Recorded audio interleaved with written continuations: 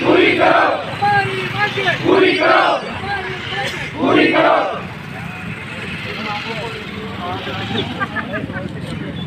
Technical help भर्ती की response की और फाइनल परिणाम जारी करने की मांग है। और जो जूनियर असिस्टेंट भर्ती का परिणाम आ चुका है उसकी काउंसलिंग को लेकर आज हमने प्रदर्शन किया। अधिकारियों से मुलाकात करके जल्द से मांग करें कि दोनों भर्ती परीक्षा है जिनकी काउंसलिंग शुरू करवाए जूनियर असिस्टेंट से और टेक्निकल हेल्पर की रेस्पॉन्स के साथ फाइनल परिणाम जारी करें।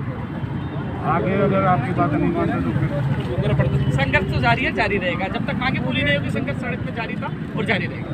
अचानक आज आपने यहाँ पर प्रदर्शन करा, ये तो केवल एक सांकेतिक एक प्रदर्शन है जिससे अधिकारियों तक बात पहुँचे, सरकार तक बात पहुँचे। क्योंकि 4 महीने से परिणाम जारी नहीं हुआ। पहले पेपर गड़बड़ी आई, 6 परीक्षा केंद्रों पर लीक हो गए, उसके बाद दोबारा करवाया गया। तो ऐसे में राजस्थान का युवा बेरोजगार इंतजार कर रहा है और आज हमने सांकेतिक प्रदर्शन करके और मांग की जल्द से परिणाम जारी किया। साइड में दोनों प्री की और मेन की वो परिणाम के साथ दोनों रेस्पॉन्स शीट जारी करेंगे, ठीक है ना। और परिणाम के लिए इन्होंने ये कहा है कि आज भी नॉर्मलाइजेशन को लेकर पहले 2 मीटिंग हो चुकी है, आज भी मीटिंग है। पहले 2 हो चुकी है, आज भी मीटिंग है। और उन्होंने कहा 10 तारीख तक परिणाम जारी होगा, लेकिन मैं तो संतुष्ट हूँ नहीं। एक बार या तो अभी क्या स्वास्थ्य भवन पे काफ़ी लड़के हो रहे हैं दूसरी भर्ती वाले, उनसे मिलकर या तो मैं भी पता कर लेता मंत्री जी, तो तुम भी 5-10 लोग चलो, या फिर नहीं तो मैं सुबह पूछ लेते, पता कर लेते मंत्री जी है तो चलते हैं, मंत्री जी नहीं है तो कल सुबह चलते हैं, मंत्री जी से फ़ोन करवाते कि साहब जल्दी कराओ क्योंकि अगले वीक में कराओ। ये 10 तारीख तक के लिए कह रहे हैं कि 10 तक जारी कर देंगे, 10 जनवरी तक के लिए। सर इनका तो क्या भरोसा है, डेट तो कन्फर्म नहीं है, डेट कन्फर्म थोड़ी है। सुनो मेरी बात सुनो, मैं बाद में जाके पहले तो उन्होंने कहा था, पहले तो ये कहा था मकर संक्रांति तक, ठीक है ना। फिर मैं जाके मैं पूछ के कि बच्चे परेशान हैं, 150-200 लोग बाहर खड़े हैं, आपने पहले दिसंबर महीने के अंत और या फिर जनवरी 1 तक के लिए बोला था, तो कम से कम मुझे उन बच्चों को मैं तारीख तो बताऊं, तो उनका 10 तक आप बोलते हो। बाद में दोबारा पूछ के आया हूँ मैं, 10 तक के लिए कहा। लेकिन आपके लिए एक चीज़ तो अच्छी है कि जो रेस्पॉन्स शीट की तुम मांग करे थे, दोनों रेस्पॉन्स शीट साथ जारी करें। 27 अगस्त और 2 नवंबर की जो एग्जाम लगी, दोनों की रिस्पॉन्स सेंसर शीट एक साथ जारी होगी, है ना। तुम्हारी रेस्पॉन्स शीट दोनों वो तो नॉर्मलाइजेशन की प्रक्रिया है उसको लेकर आज की और मीटिंग है। अच्छा वही चीज़ तो मैं कह रहा हूँ, पहले मैं मेरी बात पूरी करूँगा तो कहते रहना, है ना। उसके बाद जो नॉर्मलाइजेशन वाली 2 मीटिंग पहले हो चुकी है, तीसरी मीटिंग आज है।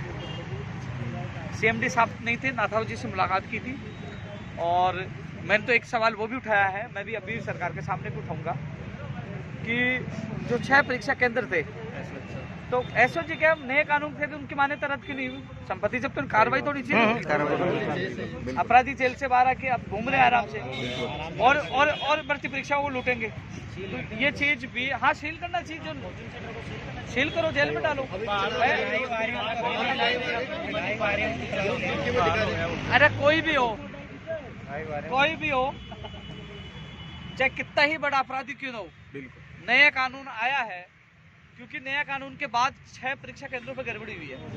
आपने दोबारा एग्जाम करवाया, आपने माना है लीक हुआ है, तो ऐसे में नया कानून थे जो उनकी 10 साल की सजा का प्रावधान था, 10 लाख से 10 करोड़ की आर्थिक दंड का प्रावधान था, संपत्ति जब्त करने का प्रावधान था, तो वो कार्रवाई भी करे। ये तो इनके स्तर का मामला नहीं, राज्य सरकार के स्तर का मामला। ये तो कह रहे हैं कि हमारे स्तर का मामला नहीं है, तो वो तो राज्य सरकार के सामने उठाएंगे ही, बिल्कुल। क्योंकि जैसे नया कानून आने के बाद वन रक्षक, टेक्निकल हेल्पर और कांस्टेबल और चौथी RPS सेकंड ग्रेड, तो उन 3 भर्ती परीक्षाओं में कार्रवाई हो जाती, तो क्या इसमें दिक्कत आती? क्या नहीं आती। अभी एक अधिकारी के सामने बैठा था कि आपने देखा होगा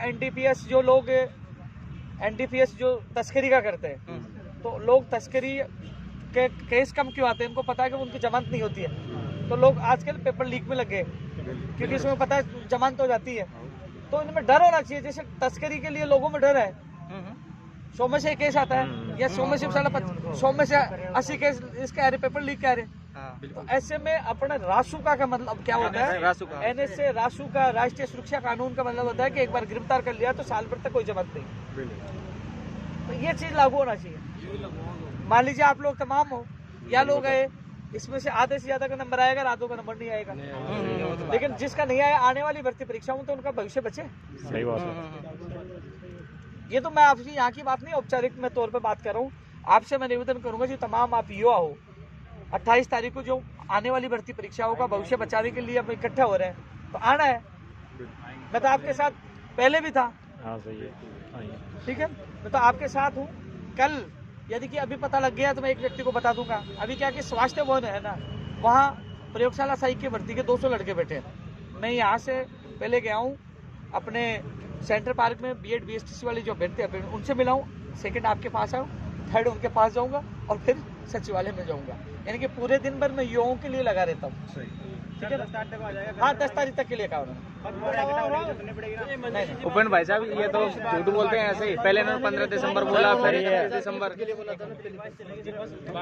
डेट फिक्स करवा लो। अरे कुछ नहीं निकल ये सर इनका कोई भरोसा नहीं अरे है। रुक तो जा भाई, अभी मंत्री जी से बात करें। मंत्री से बात करो, चलेंगे। अरे रुक तो जाओ यार भाई एक बार।